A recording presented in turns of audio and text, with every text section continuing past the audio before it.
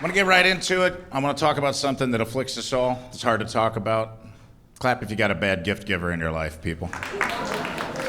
It's okay. Some of you are with them right now. She looked right at you, man. I'm sorry to tell you. It's you. For me, it's my mom. I love my mom a lot.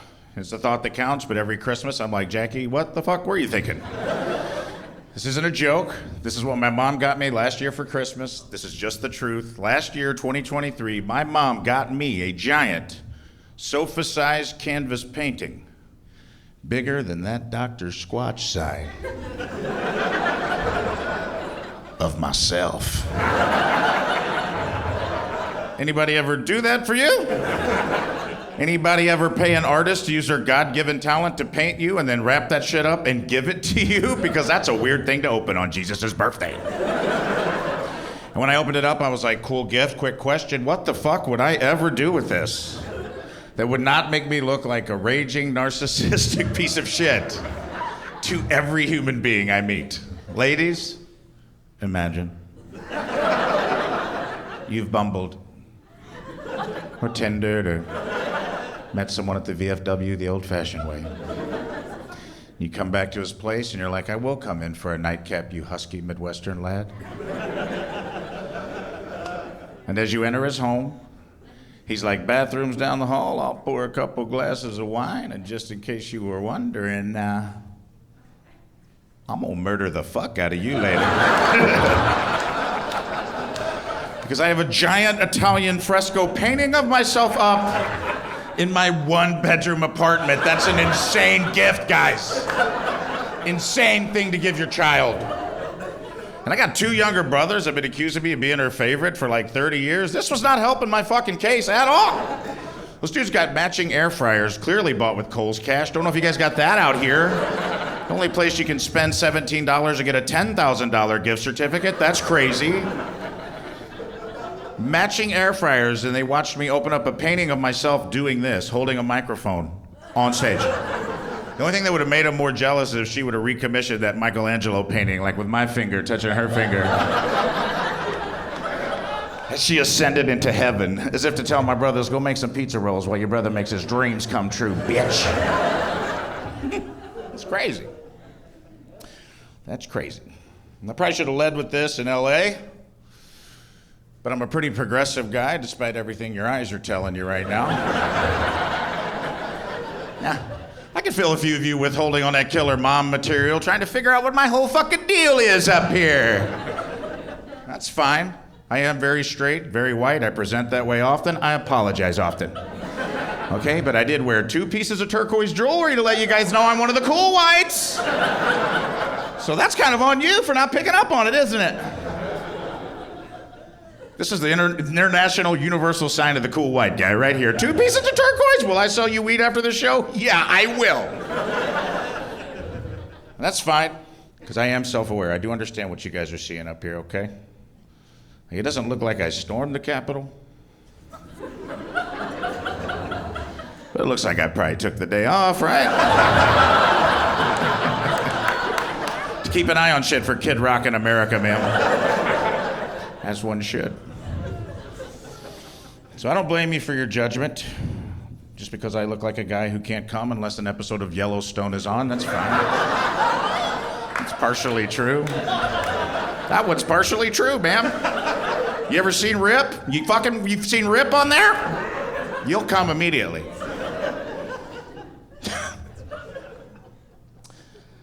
This isn't gonna surprise anyone probably by looking at me, but I became a grandfather when I was 36 years old. That is not a joke, that is 100% true. That's right, I had a son at a very young age and he returned the fucking favor. By giving me a granddaughter when he turned 15, because my family likes to fuck like we on the Oregon Trail. We're losing people to typhoid, apparently. We got to get to fucking if we're gonna get to Portland, sir. You get it. Obviously.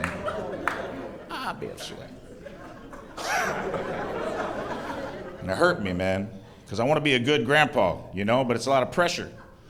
I got in so early. I'm the first grandpa of my generation, dude. I'm the prototype of the millennial grandfather. Do I look like the guy who should be leading that charge to you? okay? And I don't know what to do, okay? That's a lot of pressure. I have to decide what an entire generation of grandpas are gonna be like. That's a lot of pressure on me. I don't have a peer group. I don't have anyone to turn to as a role model, you know? I had a grandfather, and that's fine. Some stuff, yes, but you can't just take everything from one generation and apply it to the next. That's not how it works. Culture moves forward, grandpas don't.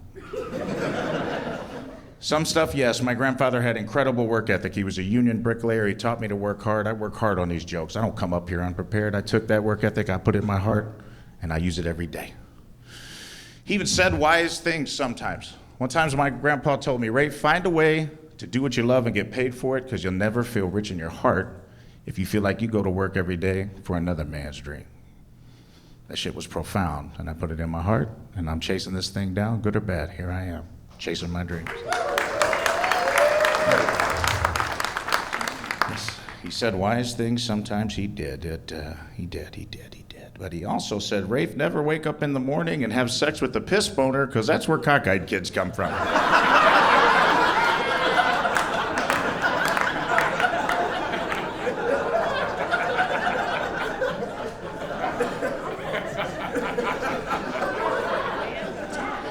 Guys, he said that at a Little League game in front of a lot of people. I didn't put that anywhere near my heart, ma'am. I tied it to a rock and threw it in the ocean where it belongs.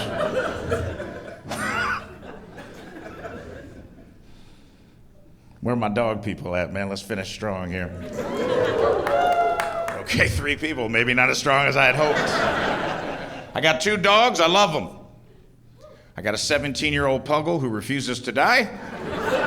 That's just the truth. I took him to the vet last week. The vet said, man, something you got to stop doing is bringing him here, because we don't know. Whatever you're doing is better than science. That's a crazy thing to hear from a doctor. I got him. I got a giant golden retriever mix. It's about 10 years old. I don't know if dogs can be on the spectrum, but if they can, he is for short, and that's okay. I love him. That's not a disparaging comment. He just stares at the wall an alarming amount of the time. Every time we're having family time, he's in a corner like this, just Blair Witching it, you know what I mean? And I'm like, either he's got a touch of the tism or he sees ghosts, and I love him either way. I do. And I love both of my guys. They're cool dudes. They're my best pals, but they're inside dogs. And I grew up in the country in the 90s, which means I grew up with an outside dog. Did anyone here grow up with an outside dog? Clap if you did. Okay, see how scared you were to clap in front of all these people? That wasn't very many people, right? There's a lot of people in this room. That was like 9 people out of 7,000.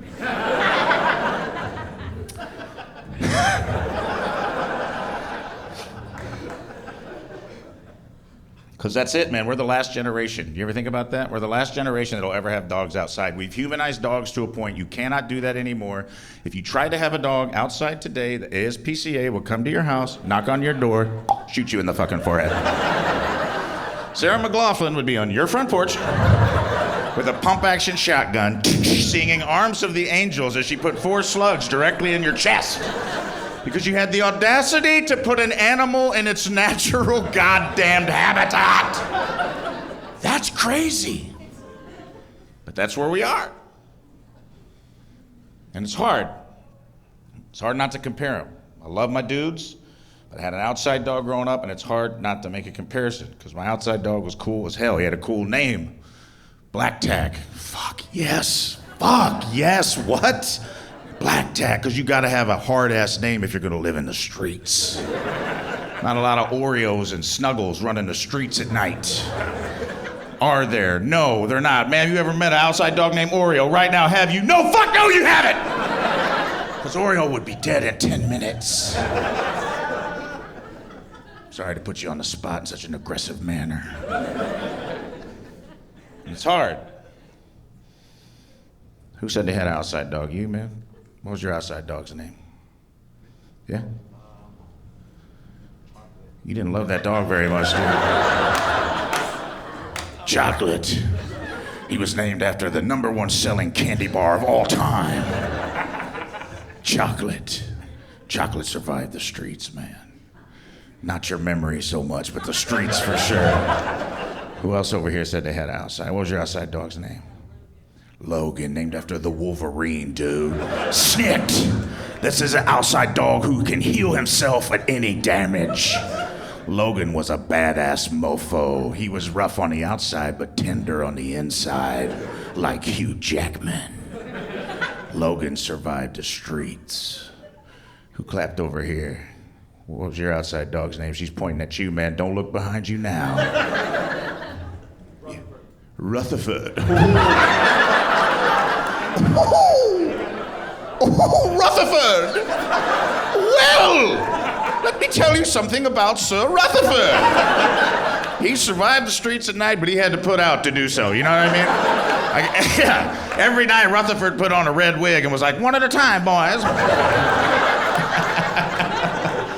Oh, man, Logan ran a train on Rutherford, dog. God damn. It's crazy. Crazy. Rutherford's here. Boys, Rutherford's arrived.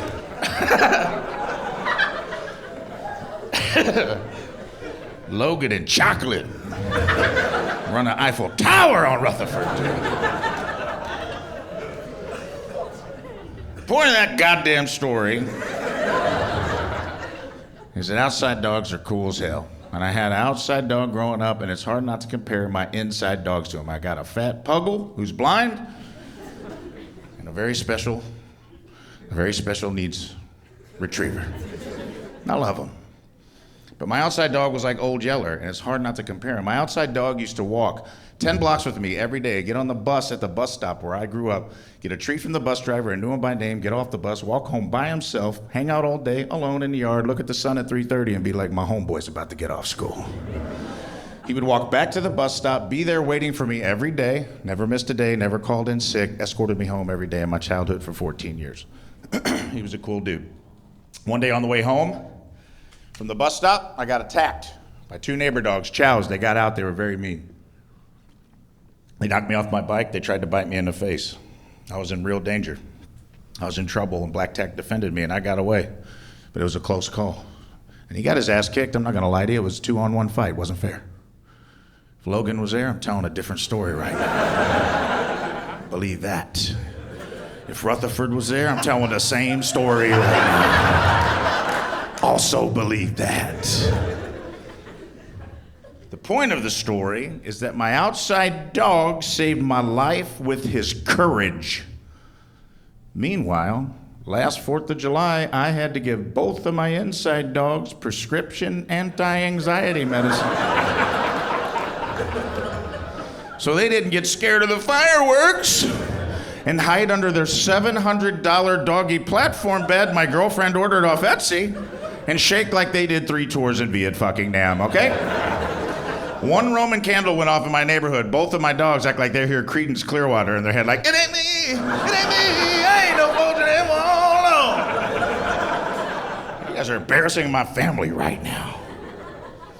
And to put that in perspective for you, my outside dog used to sleep in a plywood box in the middle of a goddamn lightning storm with a highly conductive metal chain wrapped around his neck. And if you peered out the window into the darkness, you could see the burning ember of a Pall Mall non-filter cigarette. As he smoked it in a single drag, never losing the ash. Flipped it in the eye of the storm and said, if today's the day death comes for me, I hope he packed a lunch and brought his daddy. I'm like, God damn, you talk, brother? That's crazy. Because we all got voices in our head of what we think our dogs sound like, right? When we're home alone, yeah, we all think we know. My outside dog talked like Sam Elliott, the Marlboro Man. Both of my inside dogs, Richard Simmons, both of them. It's crazy. Every time I'm making a sandwich in the kitchen, they're like, deal us a meal, Daddy. I'm like, why do you sound the same? You are wildly different sizes.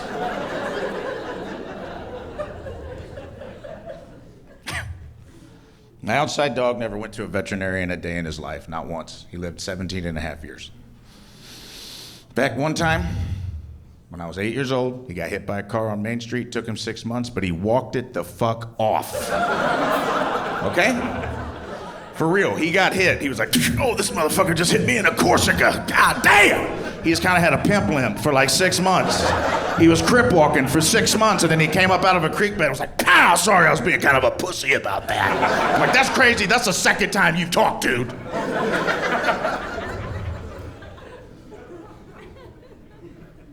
And now I gotta read the back of every bag of dog food I buy.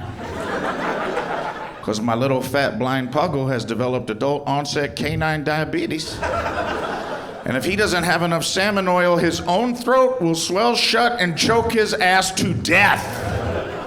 That's insane. My outside dog, yes, this bit is still going.